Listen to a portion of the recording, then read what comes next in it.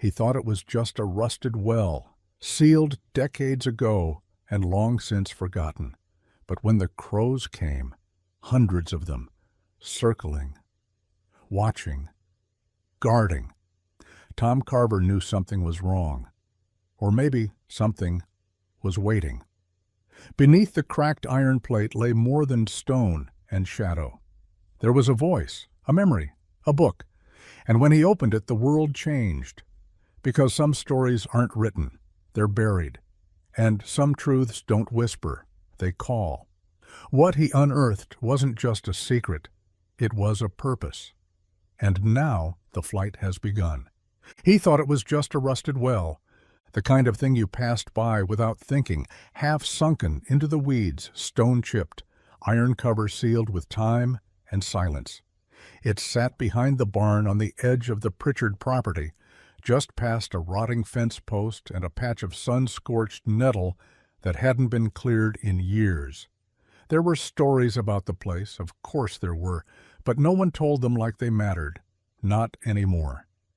They said the well had gone dry during the drought of '58, and the farmer at the time had sealed it with iron and prayer.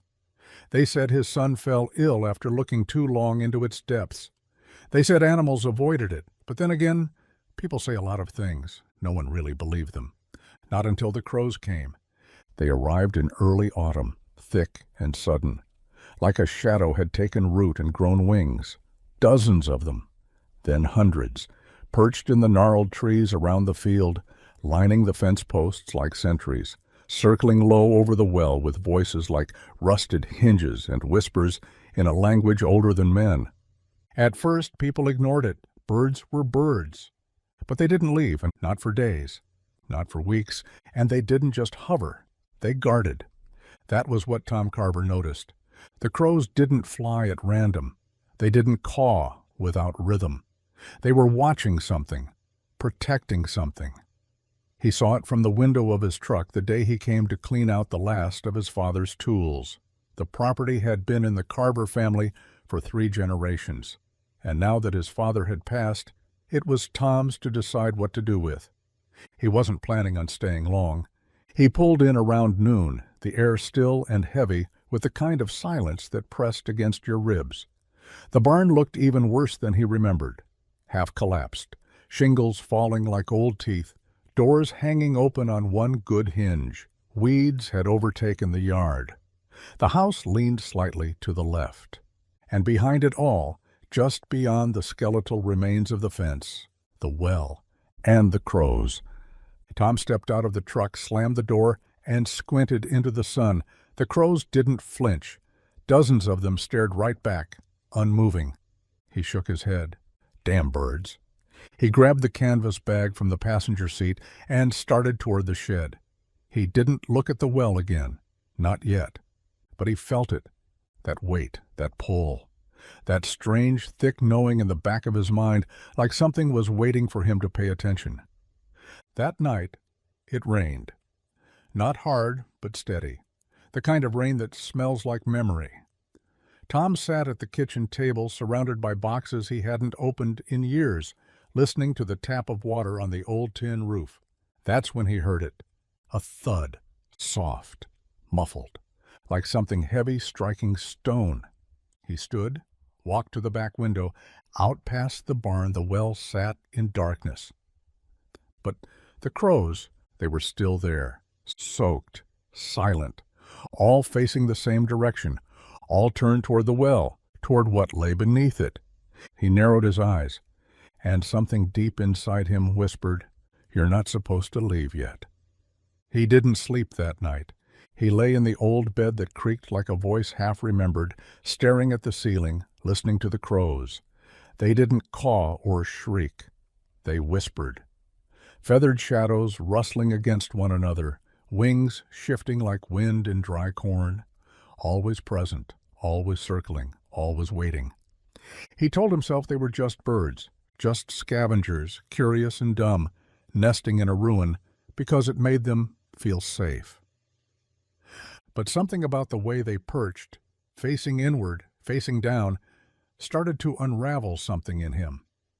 A thread that pulled at his ribs. By morning, he gave up pretending. The sun hadn't risen yet when he stepped outside, jacket over his shoulders, boots still damp from the night before. The earth was soft beneath his feet. Mist clung to the grass like breath.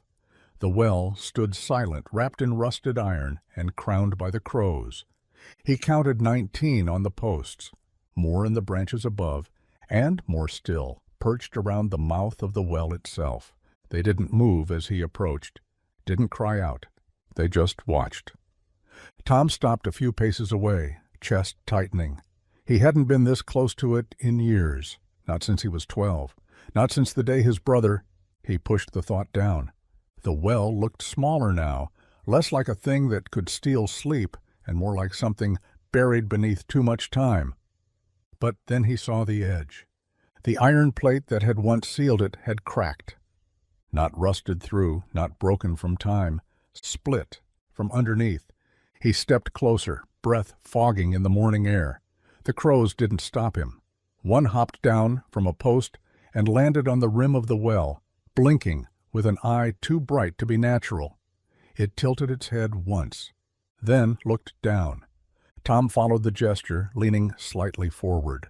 The crack in the plate had widened since yesterday. Something below had shifted. Stone dust rimmed the edge. The bolts that once pinned the plate to the stone wall had been pushed upward, like something had pressed from beneath. His breath caught. He knelt, reached out, ran his hand along the split. The metal was cold, damp, breathing. He pulled back sharply. The crow didn't flinch. It just blinked again. And Tom knew, without understanding how, without knowing why, that something was waiting down there. Not something that wanted to hurt him, but something that had called him. He stood, heart hammering. The birds didn't scatter. The wind didn't stir. But in the silence, one single word slid through the back of his mind, quiet and absolute. Open it. He didn't question it. By dusk, he'd cleared the overgrowth around the well, removed the dead vines, the slats of rotted wood, the boards someone had nailed down long ago, boards that splintered beneath his pry bar with unnatural ease, as if they'd been meant to give way, now that he was ready. He worked until the stars came out. The crows never left. They simply shifted, as if to make room. A circle expanding, silent and reverent. And by midnight the iron plate lay fully exposed. He stared at it, hands raw, breath heavy, arms trembling with something more than exhaustion. The crack had widened again. It ran from edge to edge now, and in the space between, air, cold, dry, and carrying something, a smell. Not rot, not water, stone, ancient, hollow, heavy with promise. He should have been afraid, but he wasn't. He felt something else entirely, something like recognition. And then he heard it, not above, not beside, below. A voice, not in words, in memory, calling him back to something he hadn't known he'd lost. He placed both hands on the iron and pushed. The plate didn't move at first. It held fast, groaning under his grip, the rust grinding like teeth. But then, just as he was about to stop, it shifted. Not with brute force, not with strain. It gave way like something inside had finally released, like the lock was never meant to hold forever, only until he returned. It slid aside with a long, scraping sigh. And beneath it, darkness, not empty, alive. Cold air rose from the well's mouth, brushing against his face like breath. It smelled of stone and old metal, of damp parchment and time long folded over on itself, the kind of air that came from spaces untouched by light. He leaned over the edge. The well wasn't dry, it wasn't full either. It was hollow, and at the bottom, maybe 10, 15 feet down, he saw it. Not water, not rock, a shape, smooth, flat, slightly tilted, and glowing, faintly, blue. He blinked, looked again, still there. A slab of something buried into the wall of the well, half concealed by dirt and time. Etched lines ran across its surface like a compass with too many directions. The crows stirred, all at once. No cries, no flight, just movement, wings spreading, heads turning, watching, waiting. Tom's hands moved without thought. He grabbed the old rope still coiled at the well's base, frayed, dry, but strong enough. He didn't tie it off, didn't even test the weight. He wrapped it once around his shoulder, set his boots against the stone, and began to climb down. The stone was cold, slick with moisture. But he didn't slip. The descent was slower than he expected, deeper, but he never questioned it. When his boots finally hit the bottom, the air was thick, close. The glow from the slab ahead shimmered like heat. It was buried halfway into the wall, tilted upward, dust clinging to its surface in patches. It wasn't stone. It was metal, old, smooth, etched with markings that felt too clean for time to touch. He stepped toward it. The crows above shuffled again. He knelt, brushed the surface with his fingers. The dust lifted easily, as if it had never truly settled, as if it had waited for his hand. The slab was shaped like a door, oval, ringed with 12 symbols, all etched deep, perfectly uniform, yet unlike any alphabet he knew. One of them glowed faintly, a soft blue pulse, steady as breath. He pressed his palm to it. Nothing happened. Then everything did. The slab shifted, not inward, outward. It slid silently from the wall with no resistance. And behind it, another chamber, wide, circular, lined with walls made of black stone and veins of silver that pulsed faintly with light. But what caught his breath? In the center of that hidden space stood an altar, and upon it, a crow. Still, silent and not dead, alive, watching. It didn't move as Tom stepped in, didn't blink, just waited. He took a slow step forward, and that's when he saw it. The thing beneath the crow's feet. Not a scroll, not a weapon, a book. Bound in deep gray leather, stamped with a seal shaped like a wing stretched across a circle. The pages were edged in gold. Tom approached. The crow stepped aside, and he saw the title, etched not in English, not in Latin, but in something he should not have been able to read. Yet did. The Flight of the Forgotten. He reached out. The book was warm, alive. And when he touched it, the room answered. The walls pulsed. The silver veins brightened. And from deep within the stone, a sound rose. A voice, low, ageless, not spoken aloud but into his bones. We remember because we must. We guard because no one else can. You were called not to open, but to carry. And Tom understood. This wasn't about him. It never had been. He was just the next hand in the line, the next step, the next one to follow the crows. And now he'd found what they were guarding. Not treasure, not power, but truth.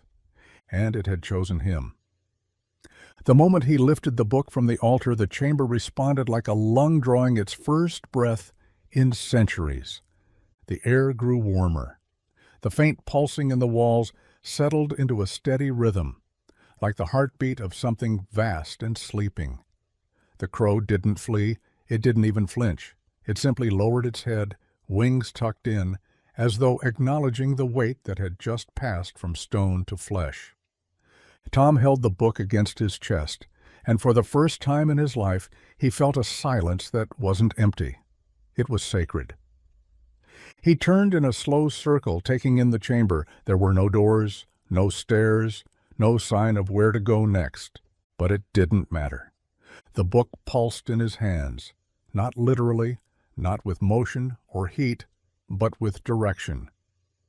He looked up, to the mouth of the well, to the crows now circling above, slow, deliberate. They weren't scattered. They were guiding. A path began to form, and Tom knew it wasn't enough to have found it. He had to move it, carry it, protect it.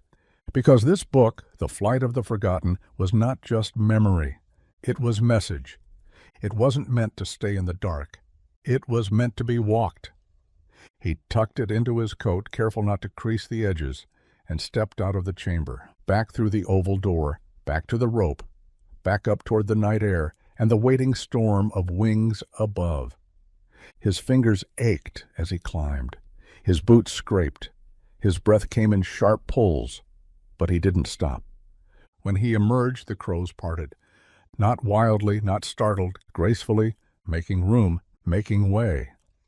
They followed as he walked across the field, as he passed the barn, as he reached the front porch of the house where dust still covered the kitchen window and the wind sang through the cracked frame like a lullaby too old to finish. He didn't go inside. He sat on the porch steps, the book in his lap, the crows settling on the rail, the roof, the post, the ground. He didn't open it yet. Not here. Not now.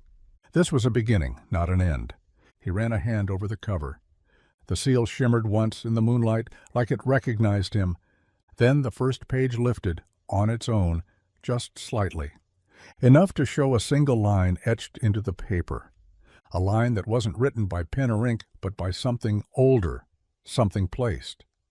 He read it aloud, though the words tasted like thunder. What is forgotten does not vanish. It waits. And now it walks. He sat in stillness, surrounded by birds, the air humming with quiet purpose. And he understood. The well was not the secret. The crows were not the guardians. He was, now. And whatever came next, he would carry it. Because something old had chosen him. Because something buried had been found. Because something forgotten was ready to fly again. He didn't sleep that night. The book sat in his lap long after the moon passed overhead, its weight more than leather and parchment. The crows remained with him, silent and still, a black halo around the porch. Every time he looked up from the cover, he saw their eyes shining like polished onyx, reflecting something deeper than the night. They didn't blink, they didn't breathe. They simply waited.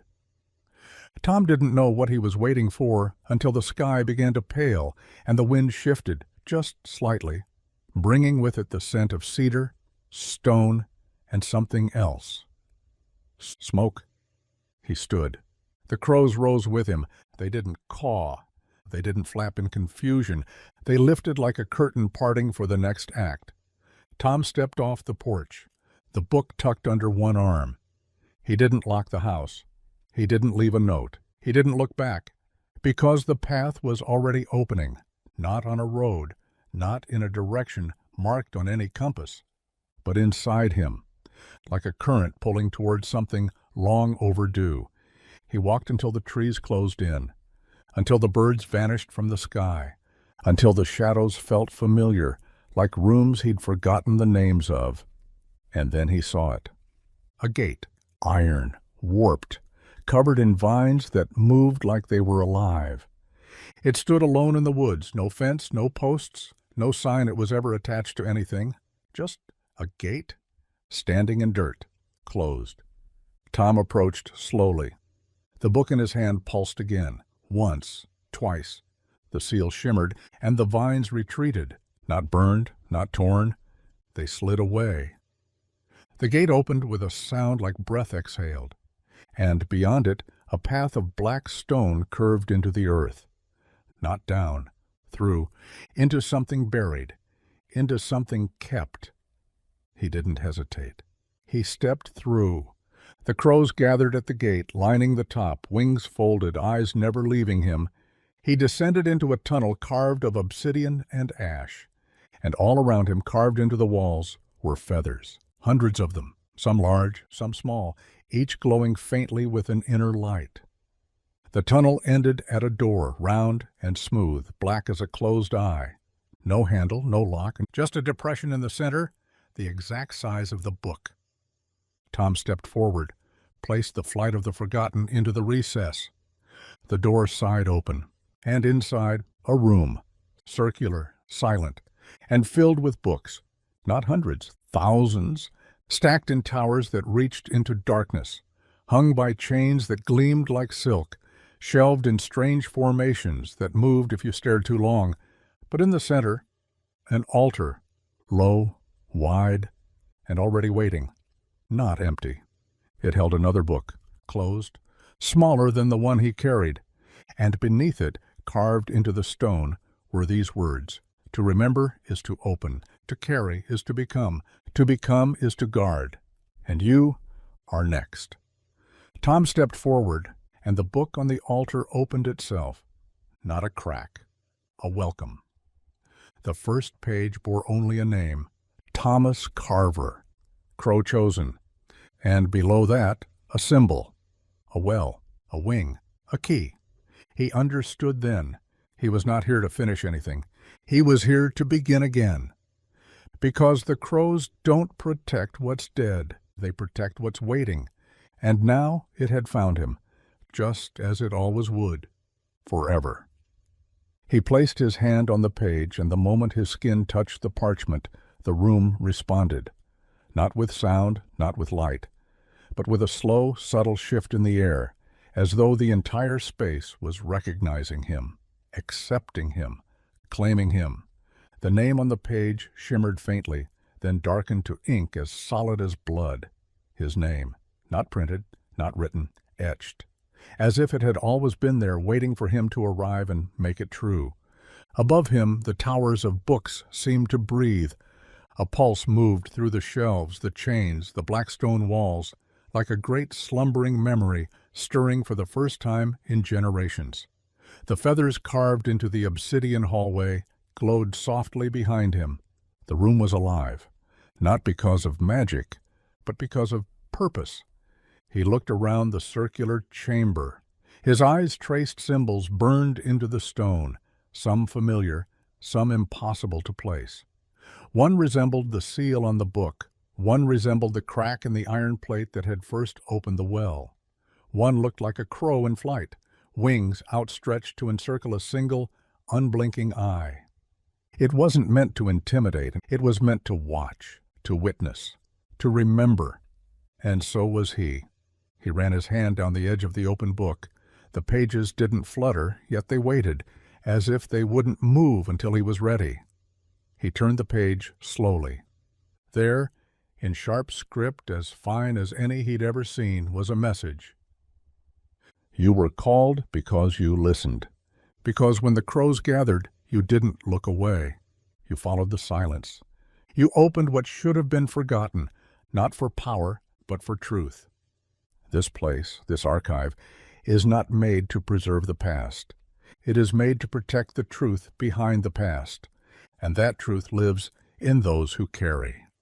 Tom closed his eyes. He felt it now, not just around him, but inside him. The presence of something vast and old. A legacy passed not from king to knight, not from soldier to soldier, but from crow to witness, from memory to keeper.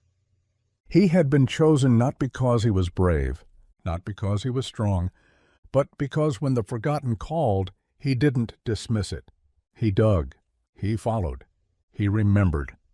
And now the archive was his to protect, not just this chamber, all of it. He stepped back from the altar and the book closed on its own. The room dimmed slightly, not in warning, in peace. And behind him, a door opened, a new door. Not the one he'd come through. This one was smaller, arched, glowing faintly around the frame. And in its threshold stood a crow. No sound, no flutter, just presence, waiting. Tom didn't hesitate. He stepped toward it. The bird lifted into the air and flew just ahead of him, slow, graceful, a guide more than a creature. The new hallway curved downward again, narrower this time, and lined with carvings of people, each one holding a book, each one followed by crows. Beneath every carving was a name, and space for more. When the passage finally opened to the night, Tom found himself standing at the edge of a cliff, below a vast forest, moonlit and silver, and in the distance, barely visible, a flicker of firelight. Another gate, another trail, another one waiting. He stood in the wind, the book now tucked tightly under his arm, the weight of memory and duty in his chest. And the crow landed on his shoulder. It didn't caw, it didn't speak, but he heard it anyway. Clear, calm, certain. Go. And he did, because the path ahead didn't need to be clear. It only needed to be true. And the truth always finds a way back, especially when the crows are guarding it. He walked until the forest closed around him. The path ahead wasn't marked by stones or signs or roads, but by instinct, by the rhythm of the crow's wings above him, by the way the book in his coat seemed to pull him gently left when he strayed too far right. It was like carrying a compass made of memory. The woods weren't silent. They listened. Leaves rustled with intent. Trees stood like old sentinels, leaning slightly, just enough to usher him forward without touch. Shadows moved not to frighten him, but to make room. And the crow led, always just ahead, never far, never rushed. They came to a clearing by dawn. Mist coiled low over the grass, and in its center stood a tree, taller than the rest, its bark dark as coal, its branches empty, bare even in the heart of summer. And yet it pulsed with life. At its base was a stone, carved with a symbol, the same seal that had marked the book, the wing, the well, the key. Tom knelt before it without thinking. The crow landed beside him. He brushed the moss from the top of the stone and saw an inscription, faint but legible. Here rests one who carried before you. Add nothing, take only the silence, then walk on. He lowered his head. No prayer came, just a knowing that someone else had stood here before him, had followed the crows, had opened something buried, had carried something forward, and had chosen finally to rest. He didn't stay long. He stood, the crow rising with him, and he followed the path as it curved once more through the trees. It would be like this now, forever. Not a single destination, not a single treasure, not a single truth, but many. Each waiting, each guarded, each alive beneath the feet of someone brave enough to follow birds instead of maps. Tom understood that now. This was not the end of a story. It was the opening line of a long, long chapter, one he would not write alone, one no one ever writes alone. He stepped past the last line of trees into the next place, and behind him the crow cawed once. Not a warning, not a cry, a signal. Somewhere far away another crow lifted into the sky, and another, black wings rising on air heavy with meaning. Because the archive was moving again, and the crows were ready. And as they rose, those black silhouettes etched against the morning sky, Tom felt it settle into his chest. The world was full of forgotten places, wells, boxes, books, stones, each one buried not to be hidden, but to wait, to be protected by silence, guarded by shadow, preserved not with walls or locks, but with loyalty. That was what the crows were. Not just messengers, not just omens, guardians. They had watched this trail for longer than any man had walked it, and now they watched him. Tom didn't speak. There was no need. The crow above him circled once, then soared east. He followed. Hours passed. The sun rose high and the heat pressed close, but Tom never slowed. Because with every mile, he felt the pull grow stronger. The book in his coat grew warmer, heavier, not like a burden, but like a bond. And when he paused at the next ridge, sweat on his brow and dirt in the cuffs of his sleeves, he saw what the crows had led him to, a house, small, faded, alone. And out front, an old man sitting in a rocking chair, turning something over in his hands. As Tom approached, the man looked up, eyes sharp, alert, and entirely unsurprised. He nodded once, tucked the item in his hands into his pocket. "Been waiting on you," he said. Tom blinked. "Me?" The man smiled. "Not you, exactly, just the next one." Tom said nothing. He reached into his coat, pulled out the book. The old man's eyes softened. He stood slowly, walked down the steps, reached out, but didn't take it. He simply laid his hand gently atop the cover. "Do you know what this is?" he asked. Tom nodded. "Then you know why it can't stay here." "I do." The man stepped aside, gestured toward the porch. "There's a map in there," he said. Old one, burned edges, still clear enough to follow. It'll lead you to the others." Tom raised a brow. "Others?" The man smiled wider. "You think you were the only one the crows came for?" He turned, walked back to his chair. Sat, rocked once. "They're waking up now," he said softly. "All of them. The ones that were buried, the ones that were hidden too well, the ones even we forgot." Tom turned toward the door. In it, on the table beneath a cracked window, lay a folded map. Yellowed, burned at the corners, but in the center, one symbol remained untouched. A crow, a key, a wing, and beneath it, written in a script Tom had only ever seen in one other place. "The Flight of the Forgotten, Route 2.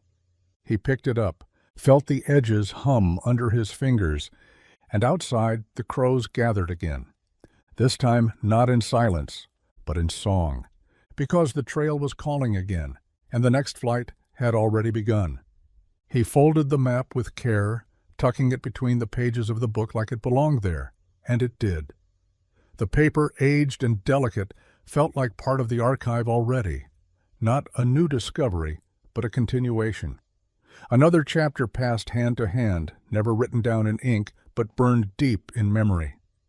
Tom stepped back onto the porch where the old man had gone still again, rocking gently, watching the crows gather like they always had, like they always would. "Thank you," Tom said. The man didn't reply right away. He simply nodded once, slow and knowing. "You won't be the last," he said finally, "but you might be the one who brings the pieces back together."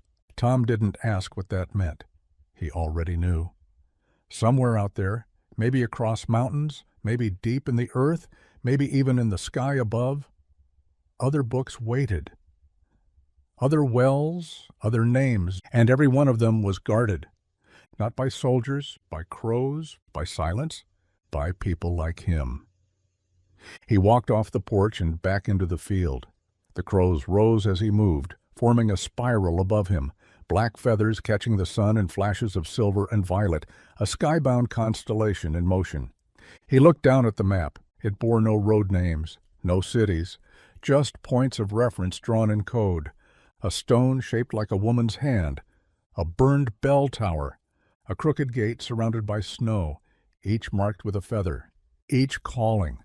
Tom tucked the book closer to his side, the seal on the cover warming against his ribs. The trail was longer now, wider, older, but not lost. Not while someone still followed it, not while the crows still watched, not while the forgotten still whispered from their resting places. He walked into the rising light, past the edge of the field, and into the shadows of trees that hadn't spoken in years. And behind him, from the porch, the old man whispered to the wind, "Another one flies." The wind carried it forward. The crows answered. And the archive remembered. Far ahead, the trees thickened again. Tom felt the shift in the air before he saw it. Cooler, heavier, threaded with the scent of stone, cedar, and something else he couldn't name but recognized immediately. Burial. Not of bodies, of memory. It lived here, in the hush between trees, in the moss that curled over half-buried markers, in the curve of the path that didn't quite match the land, as though it had once been carved by wheels or boots or something older. The crows flew low now, gliding between branches, silent, focused. The book pressed to Tom's ribs as he walked, a steady pulse he'd come to rely on. It didn't thrum or buzz or move, but it pulled always toward the next place. And as he crested a ridge, the forest fell away. Before him stretched a clearing, wide, flat, overgrown with tall grass and bramble. In the center stood a circle of stone, 12 pillars, uneven and half collapsed, each marked with a different sigil, weathered beyond reading but still heavy with purpose. And in the middle, a tree, dead, tall and bleached white, branches reaching up like fingers frozen mid-prayer. Tom stepped into the clearing. The air stilled. The crows landed one by one, perching along the stone ring, wings folded, eyes fixed. He knew. This was the next place. He crossed the field slowly, the grass brushing his thighs. The wind didn't move here. Time didn't move here. And when he reached the tree, he saw what had been waiting. At its base, a stone half buried, and beneath that stone, just barely visible, a mark, the wing, the key, the well. He dropped to his knees, set the book aside, and began to dig. The soil was dry but shallow. Each handful came easier than the last, as if it wanted to be moved, as if this place had waited long enough. Within minutes, he uncovered a small wooden box, rotted and dark, bound in rusted iron bands. He pried it open. Inside, a feather, a slip of paper, a black metal ring. The paper unfolded like it had never aged. The ink shimmered faintly. It read, "You are not the first to stand here, but you may be the first to listen. Take the ring. Find the next tree. The crows will know." Tom stared at the ring. It was cold to the touch, smooth, perfect. Etched on the inside was a single word, written in the same strange script as the title of the book, "Remain." He slipped it onto his finger, and above, the crows rose. Not in panic, in formation. A spiral, tight and slow, pointing east. The next trail, the next keeper, the next piece. Tom rose to his feet, the ring now warm, the book in one hand, the compass, still buried in his coat, thrumming against his chest. And the voices that had whispered in his bones since the moment he opened the well, they were louder now, not screaming, guiding. The forgotten were ready, and so was he. He left the clearing without looking back, not because he didn't care, not because he wasn't reverent, but because he understood now. These places weren't meant to be lingered in. They weren't monuments. They were messages. Once unearthed, they didn't need mourning. They needed movement. And so he moved. The crows guided him again, drifting from tree to tree, their spiral growing tighter as the path narrowed. The forest grew dense, the air thick with green and shadow. Roots jutted like ribs from the earth. The silence was no longer quiet. It was intentional, held, guarded, sacred. He passed under a natural archway formed by two bent trees whose trunks grew into one another. Just beyond it, the path curved and opened into a hollow choked with fog. He paused. The crows didn't enter. They circled above. A warning? No. An invitation. He stepped into the mist. The sound died instantly. No birds, no wind, no footfall. Even his breath seemed to fade. Then the world cleared, and he stood at the edge of an old pond, so still it mirrored the trees with perfect clarity. In the center of the pond, a small stone structure rose just above the surface, circular, cracked, and moss-covered, like the lip of another forgotten well.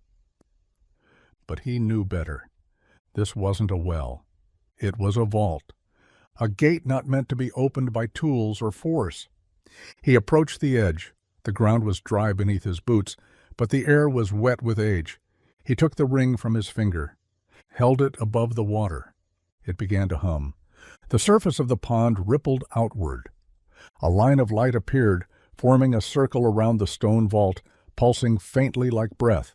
Then, from deep beneath the water, a shape began to rise. A platform, metal, black, silent. It lifted until it met the base of the vault, connecting to it like a bridge that had always been waiting. Tom stepped onto it. Each step echoed softly, not in sound but in memory.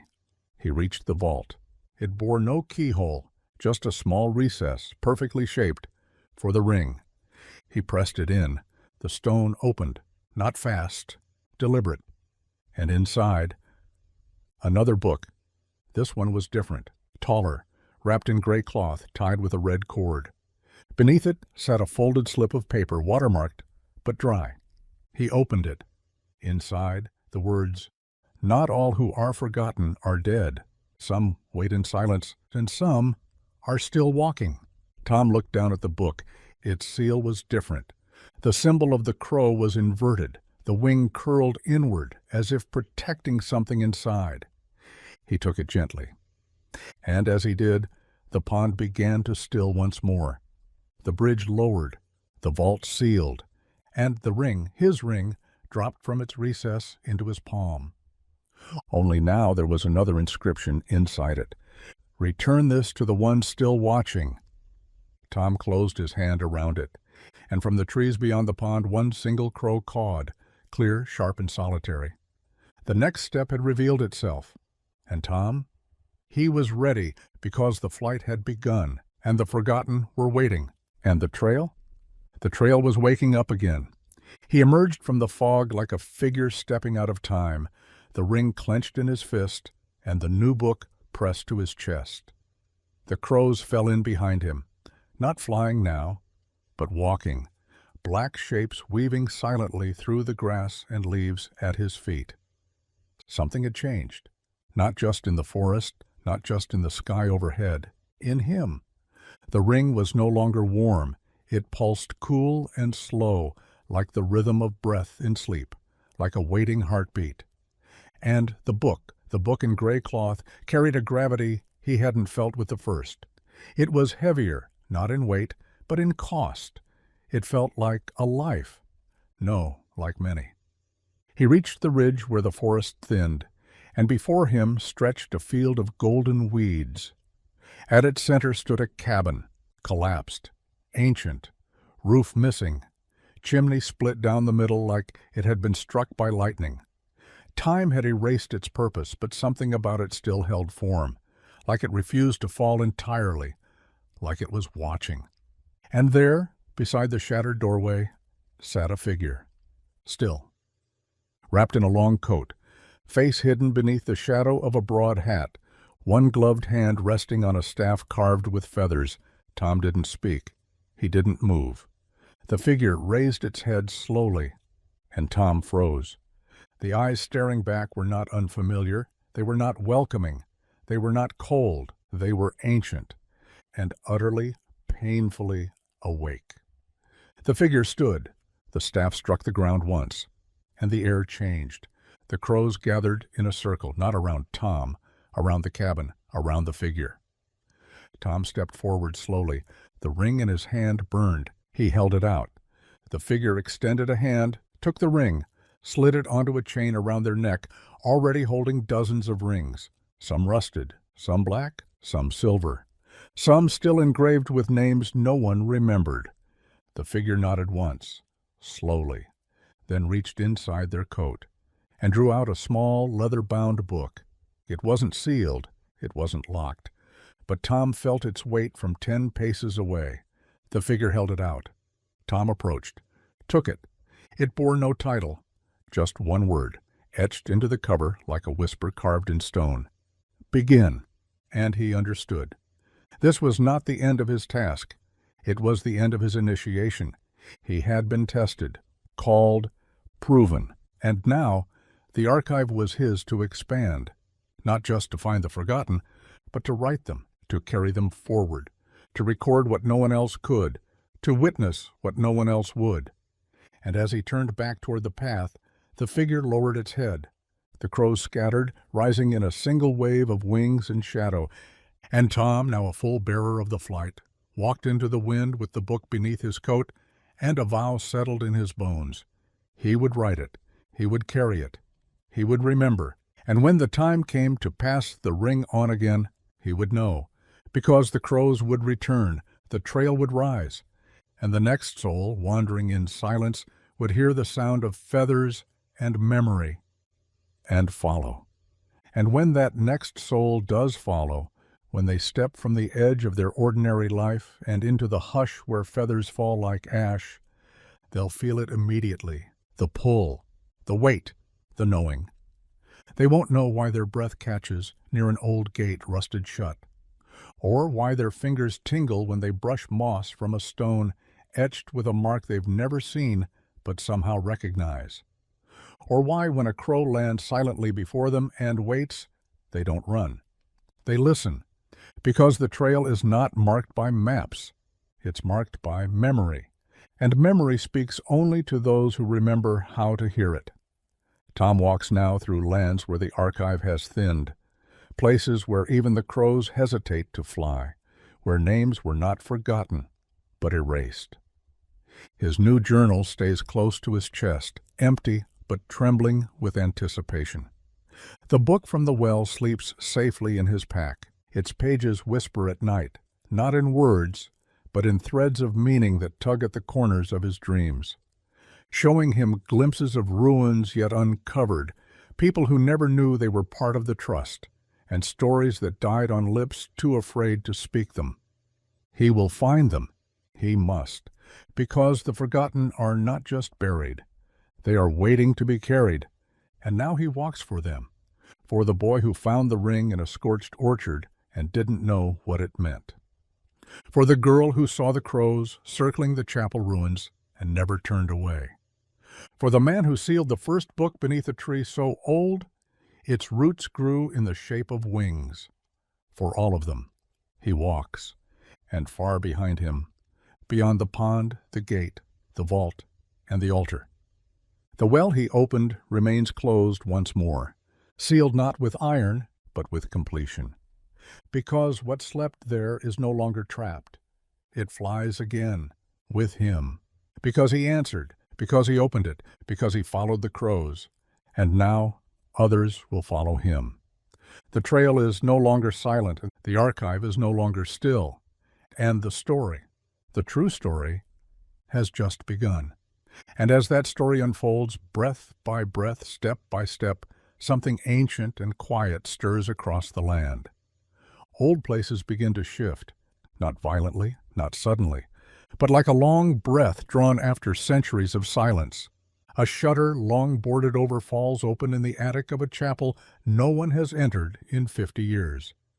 A floorboard lifts gently in the corner of a cabin lost to ivy, revealing a coin etched with a crow and a wing. A child dreams of a voice whispering through the trees, a voice that speaks in symbols instead of sound, and in each place they arrive. The new ones, the listeners, the bearers, called not by trumpets but by memory, led not by maps but by instinct, chosen not for strength but for stillness. They arrive and they carry. Not all will meet Tom. Not all will cross paths with the first books, but they will all add to the fire, because that's what this is now, a living flame passed from soul to soul, hand to hand, wing to wing. Tom continues west. The book marked Begin now holds a dozen names, 6 marked by rings passed down, 2 sealed in feathers, 1 carved into bark beneath a full moon, where a crow landed on his shoulder and wouldn't leave until he wrote it down. He doesn't walk quickly. He doesn't need to. The trail rises to meet him now, and when he reaches the next vault, this one hidden beneath a stone cairn in the hollow of a river bend where no river runs anymore, he knows what to do. He kneels, he listens, he writes, and then he waits, because he can feel it. Someone else is drawing near. He doesn't know their name. He doesn't need to. They'll arrive with a question and leave with a purpose. And when the time comes, they'll stand where he stands now, with a book in one hand, a ring in the other, and a crow perched quietly above them, watching, guiding, guarding. Because the archive is not a place, it is a path, it is a vow, it is a flight still soaring, and those who answer it, those who carry it, those who become it, they never truly walk alone. They walk with the memory of every soul who came before, with the wind at their back, with black feathers brushing the edge of their vision, with stories still unwritten glowing warm in their chest. They walk, they remember, they carry, and when the crows come again, as they always do, they will know where to land, because the trail is open, and the forgotten are still speaking forever. And somewhere just over the next ridge, a crow watches from the branch of a dying pine. Its head tilts, its wings shift, and its black eyes narrow, not in menace, but in memory. Because it knows that another step has been taken, knows that the path beneath it is once again warm with purpose, knows that the one it has been waiting for is close. Below the branch the leaves tremble. A figure approaches, hood drawn up, pack slung over one shoulder, and something clutched tightly in one hand. A book, old, weathered, threadbare at the edges, but inside, pages still turning, pages still glowing. This is the next bearer, not a replacement, not a copy, a continuation, and the crow spreads its wings, not to flee, to lead, because the path has opened again, because another story is ready to be found, because something buried is calling up through the roots and the riverbeds, through the fog and the firelight, whispering the same word over and over, louder now than ever before. Remember, and it will be answered, with footsteps, with pages, with patience, and most of all with carrying, because someone long ago lifted a ring from a well no one wanted to open, because someone chose to follow feathers instead of fear, because someone wrote it down. And now that someone is you, so walk. Walk with the book, walk with the silence. Walk with the weight of every soul who kept the story alive long enough for you to find it. And when the wind changes, when the path forks, when the crows gather and the air goes still, you'll know what to do, because the trail never ends, and the flight has only just begun.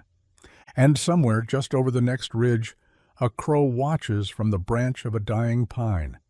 Its head tilts, its wings shift, and its black eyes narrow, not in menace, but in memory, because it knows that another step has been taken, knows that the path beneath it is once again warm with purpose, knows that the one it has been waiting for is close. Below the branch, the leaves tremble.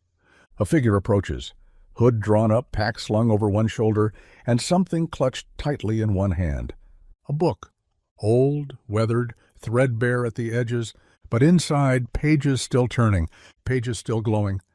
This is the next bearer, not a replacement, not a copy, a continuation, and the crow spreads its wings, not to flee, to lead, because the path has opened again, because another story is ready to be found, because something buried is calling up through the roots and the riverbeds, through the fog and the firelight, whispering the same word over and over, louder now than ever before.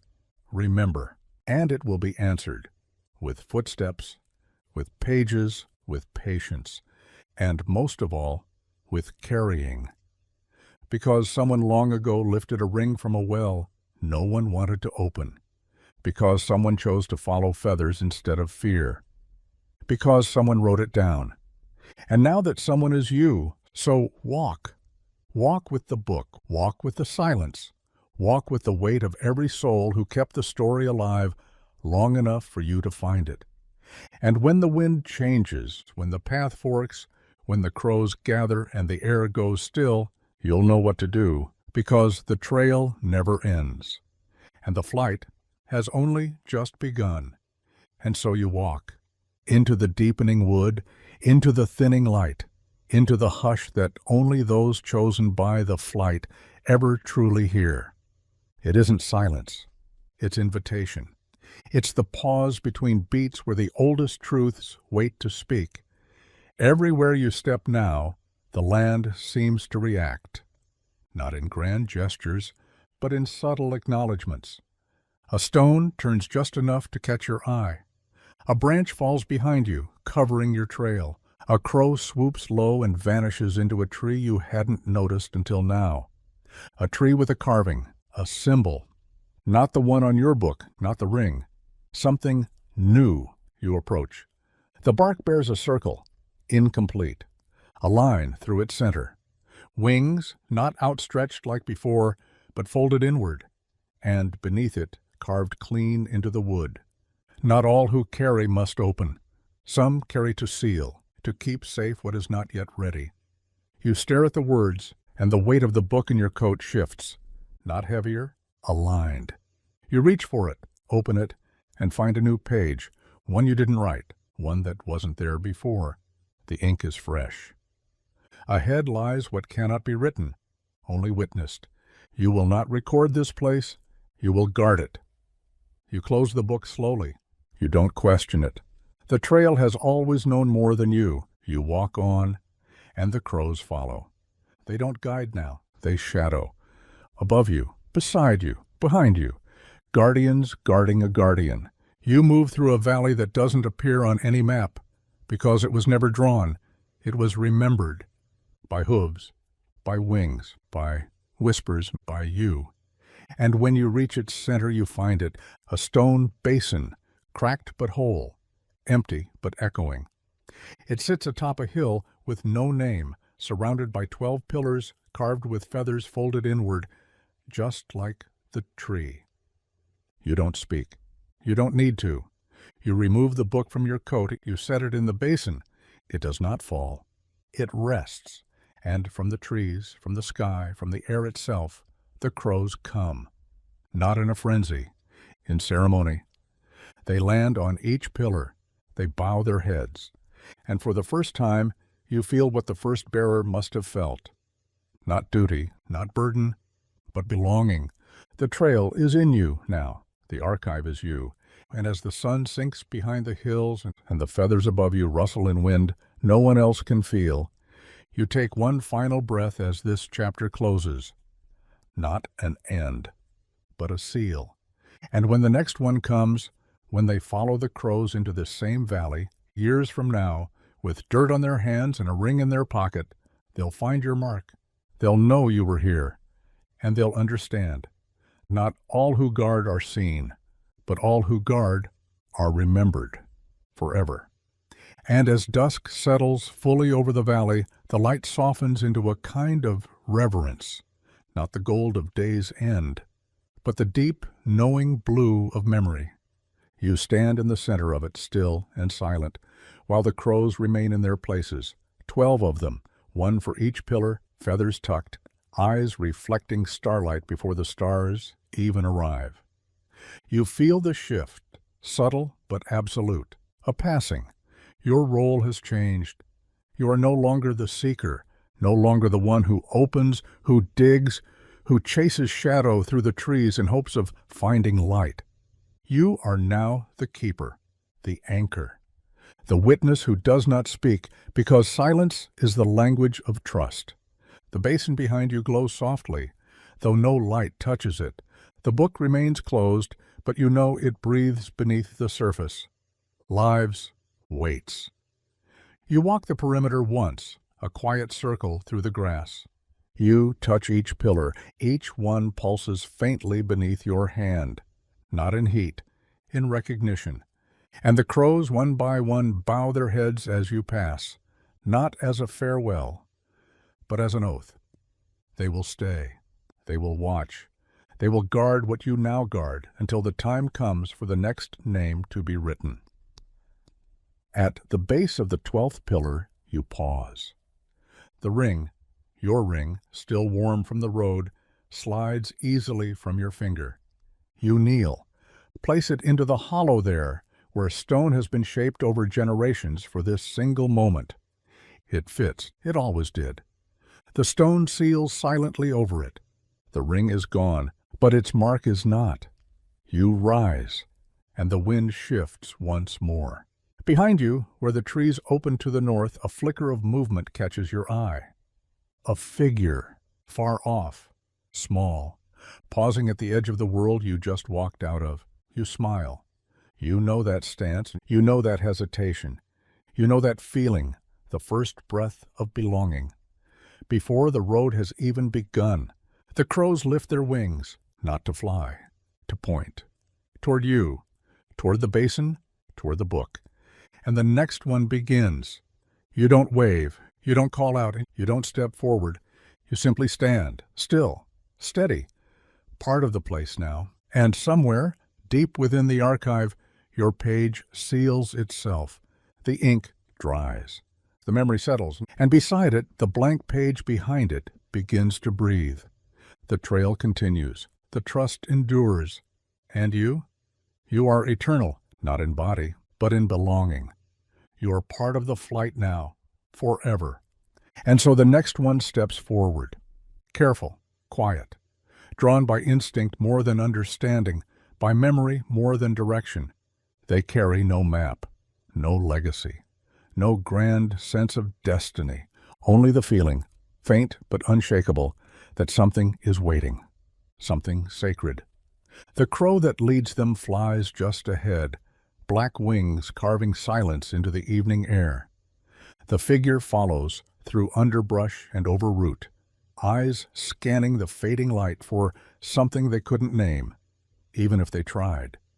But they feel it, the pressure in the chest, the pull at the bones, the hush in the trees, as though the forest itself is holding its breath. And then they find it, the ring of 12 pillars, the dead tree, the basin at the center, cradling a book wrapped in time. They stop at the edge of the circle, boots just beyond the line of worn grass where generations of souls have paused, just like this. And you're watching. Not from behind a tree, not from some high hidden ridge, from everywhere. Because your memory lives in this place, not carved into the stone, woven into it, in the way the wind stirs only when the new one kneels, in the way the crows part to let them pass, in the way the basin, untouched for years, pulses once, softly, as they reach out. They touch the book, the same way you once did, and it opens, not to the first page, to your page. They read your name. They see the seal. They feel the fire that never went out. And then slowly, they turn to the next page. Theirs, still blank, still breathing, waiting for the first word.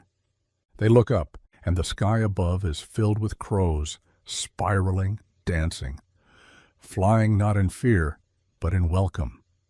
Not a storm, a signal.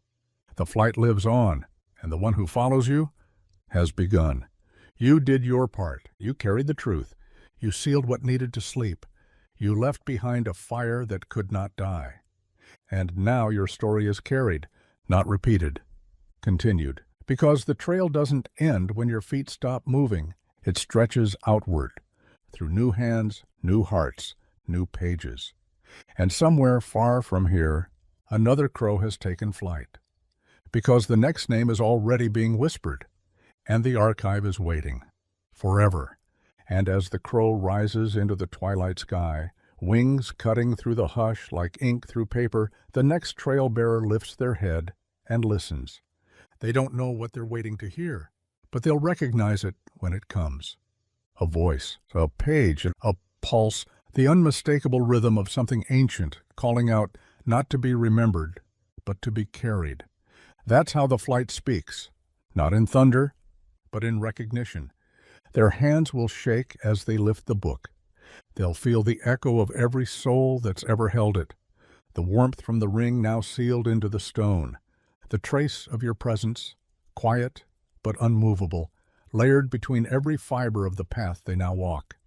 And when they write their name, when the page breathes them in and seals the bond, they will not be alone, because you'll be there, not as a shadow, not as a ghost, as memory woven into the foundation of the trail, as a whisper in the crow's wings, as a steady hand at their back when they take their first uncertain step into the unknown. They may never know your face, may never speak your name, but one day they'll kneel by another well, open another box, feel the weight of a book that speaks in silence, and they'll say what you once did, "I'll carry it." And so it will go on, beyond you, beside you. Because of you, this is not just a story. This is not just a legacy. This is not just a trail.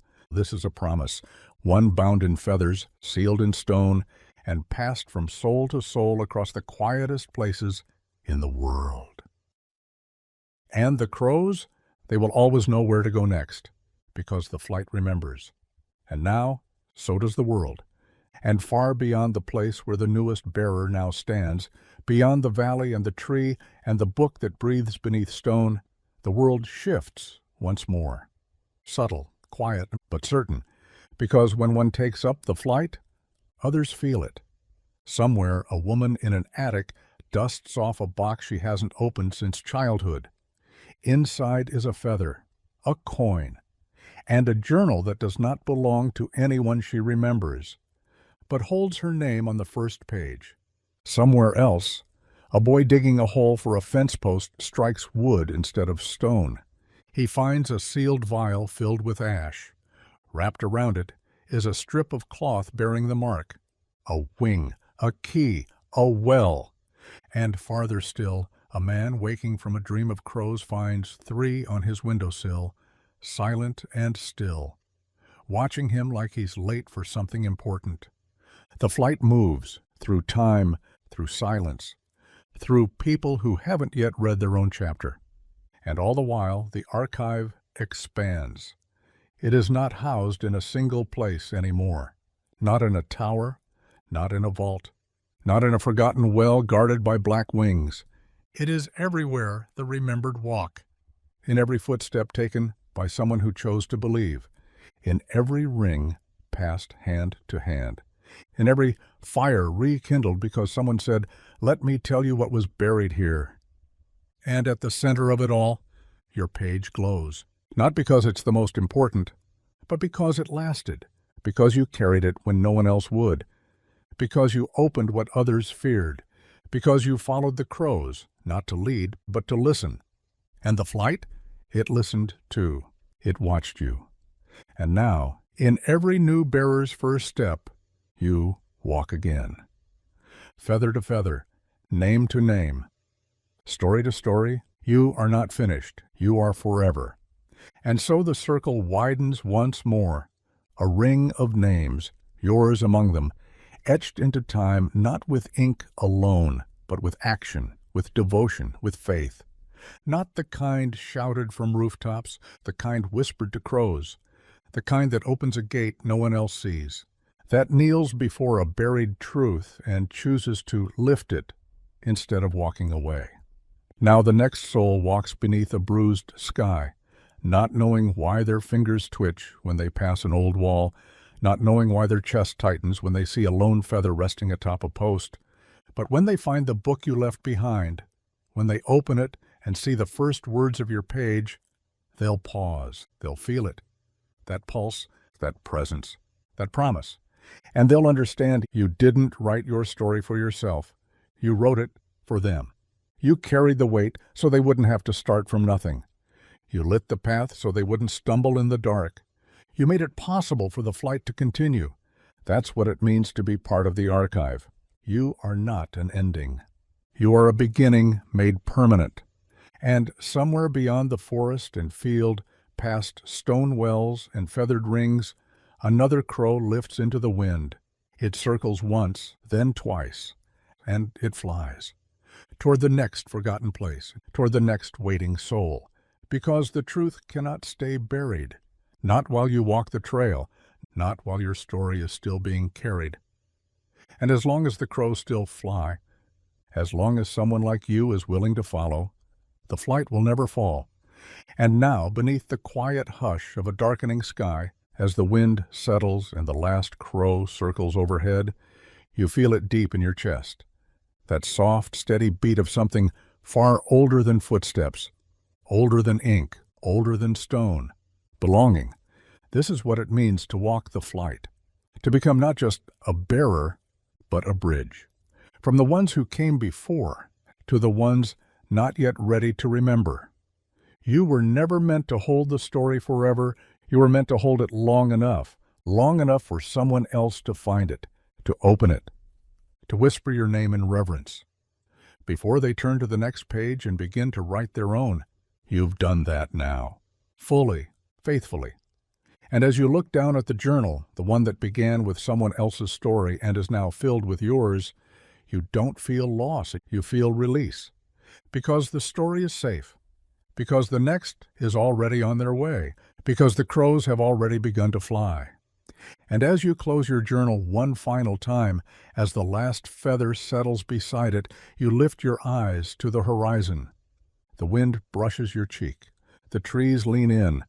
And somewhere far off, a gate creaks open. A breath is drawn.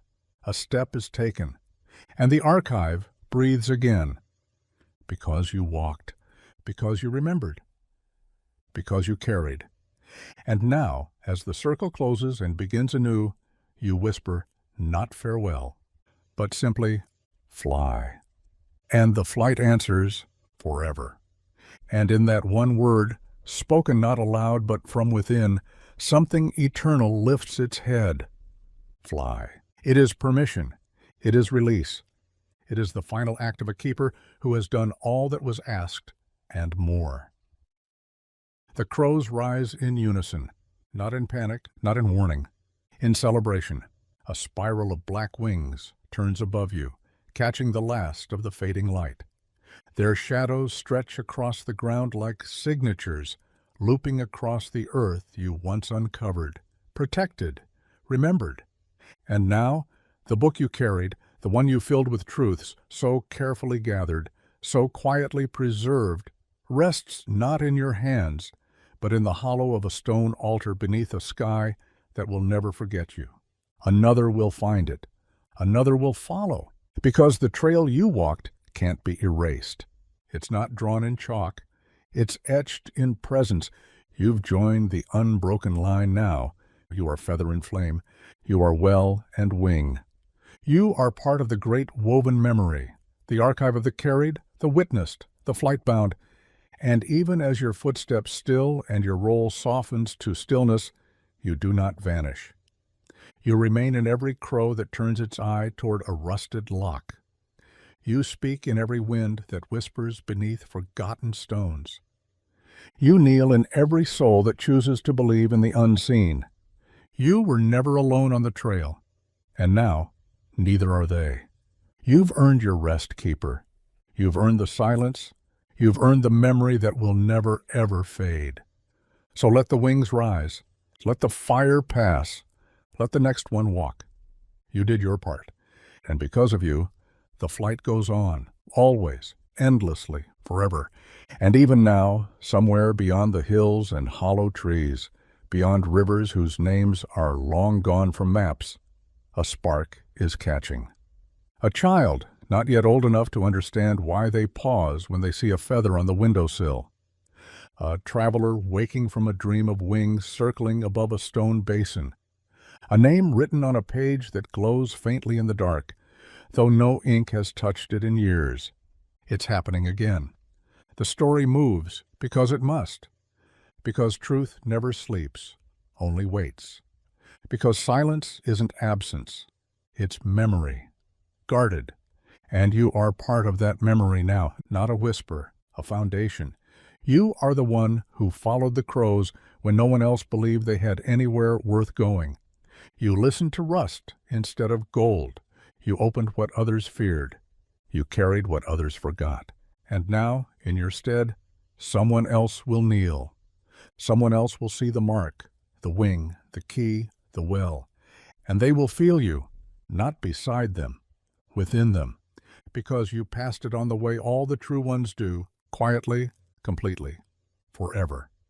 So breathe now, keeper. Let the night take you gently. Let the trail fade beneath your feet. Let the crows rise without you for the first time in a long, long while.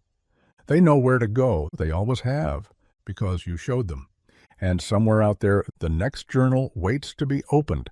The next name waits to be written. The next truth waits to be remembered. And the wings, already, are beginning to gather.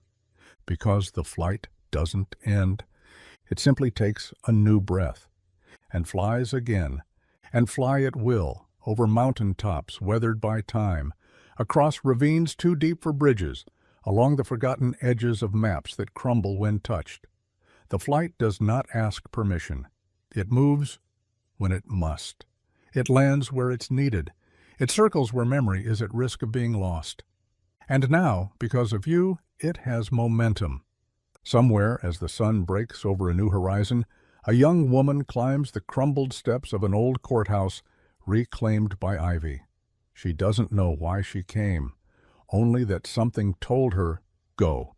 She reaches the top stair, finds a door long-nailed shut, and behind the loose panel she sees the tip of a feather. Beside it, a ring, etched with a name she doesn't recognize, but somehow already trusts. In another place, a farmer plows his field and feels the blade catch. He kneels in the dirt, brushes aside the soil. A leather-wrapped book, dry, intact, though the earth around it is soaked. Its title? Blank. But when he opens it, your words, your mark, your memory. And so the story lives again, through others, through their hands, through their pages, through their footsteps, each one walking the trail you once carved, unfolding it farther, stretching it wider, etching new truth into the great living memory of the world. Because you chose to follow, because you chose to carry, because you understood that what is buried is not always meant to stay hidden. Some things are buried only so they can be found by the right soul at the right time. You were one of those souls, and now others are coming. So many others. The crows are already gathering. The feathers are already falling. And the sky, once quiet, is once again filled with the sound of wings. The flight has taken form again, and it carries you with it. Always. Because once you walk the archive, once you carry the truth, once the crows choose you, you never truly land again. You rise, you guide, you fly, forever. And now, somewhere far beyond where your last footsteps touch the trail, a breeze curls through a village street no one thinks twice about. It slips between shuttered windows and cracked stone walls, brushing past faces that don't yet know they're part of something larger, something older, and one of them, just one, pauses. A man reaches down to tie his boot, and beside the stone he sees it. A feather, black as ink, curved as if it had been tucked beneath a wing moments ago. He stares, feels the prickle, that first breath of knowing. He doesn't know why he lifts it, doesn't know why he tucks it into his coat. But you do, because the flight has moved again, because memory has chosen its next messenger, because what you carried wasn't yours to keep, it was yours to ignite. And now that flame is caught somewhere else. It will flicker at first, hesitant, confused. Then the signs will come, a rusted hinge that opens too easily, a lockbox hidden in the base of a broken well, a crow that lands outside his window and waits until the moment he lifts the journal. Your journal, the one you left behind, the one you wrote without knowing who would read it, only trusting that someone would. And now he will. He will read your words and trace your path, feel your fire. And when he closes the last page, he will not say your name aloud, but he will speak the words you once whispered in the dark. I'll carry it now. And far above, the sky will answer with wings. You walk still, not in flesh, but in memory, in echoes, in ink that will never fade. And every time the trail widens, every time a new voice joins the story, every time someone chooses to follow instead of forget, you are there. You always will be. Because once the crows have chosen you, once the archive has accepted your name, once your story has been sealed into the silence between hoofbeats and wind, you are no longer bound to earth. You are flight forever.